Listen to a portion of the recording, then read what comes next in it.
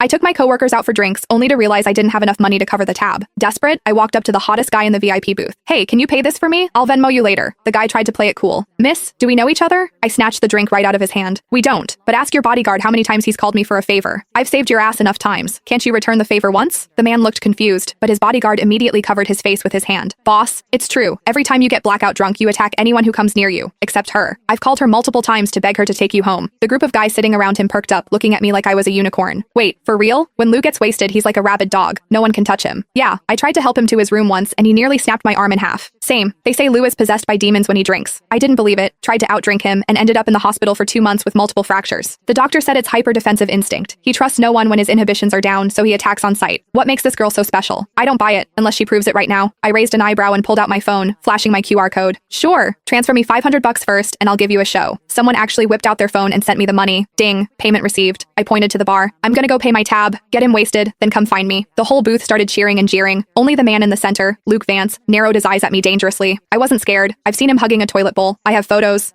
Look at him now, sitting there like a king in his VIP booth, all elegant and refined. A total fraud. I'd already seen him at his worst. I paid the bill and sent my coworkers home. Then I walked back to the booth. Hey, I took the 500. I had to deliver the show. Luke's friends were trying their hardest to pour drinks down his throat, but Luke wasn't having it. He grabbed my wrist, dragged me out of the club, and shoved me into his Maybach. Slam. The door shut so hard the car shook, like a shaken soda bottle finally popping its cap. I rubbed my nose. Hey, it's not my fault you only trust me when you're drunk. It's annoying for me too, you know? It all started 6 months ago. I was leaving work late when I saw a guy sprawled out in the middle of the street using a city bike as a blanket. It was hilarious. Being terminally online, I had to take a video. But when I got closer, damn, what a face. Too bad he was wasted, reeking of alcohol. He was muttering about being thirsty. I took out my water bottle and poured him a cup. He was surprisingly obedient, gulping it down. I tried to wake him up. Hey, you can't sleep on the street. Where's your phone? I'll call your friends. He ignored me, snoozing away on the asphalt. I had no choice but to pat him down. Found his legs were incredibly long, like model long. I found his phone, unlocked it with Face ID, easy when they're asleep, and FaceTimed the first contact on his list. I pointed the camera at his face. Hello? This phone's owner is sleeping on the street. If you're his friend, come get him. The guy on the other end didn't even ask for a location. He just screamed, back away from him. 5 feet. Now. I thought he was worried I was going to rob the hot guy. I scoffed. Relax. I'm not interested in drunks. I'm sending you the location. Hurry up. The guy yelled again. Do not ignore me, unless you want to die. Psycho. I hung up. Then I sat on the curb to guard the guy. He decided my thigh was a better pillow than the bike. He slept like a baby under the moonlight. 10 minutes later, the friend arrived and looked at us like he was seeing a ghost. I swore. Look, I didn't touch him inappropriately. As soon as I spoke, the guy shifted. He wrapped his arms around my waist and buried his face in my stomach, treating me like a body pillow. I couldn't pry him off. I pulled his ear. Hey, wake up. Your friend is here. Let go. He didn't budge. I looked at the friend. Help me out here. I can't move his arms. The friend stood 5 feet away, refusing to move. I was pissed. Why are you just standing there? He said. I don't want to die. Me. What? The guy explained he wasn't a friend, but a bodyguard. He pulled his car up, parking exactly 5 feet away. You have to get him into the car.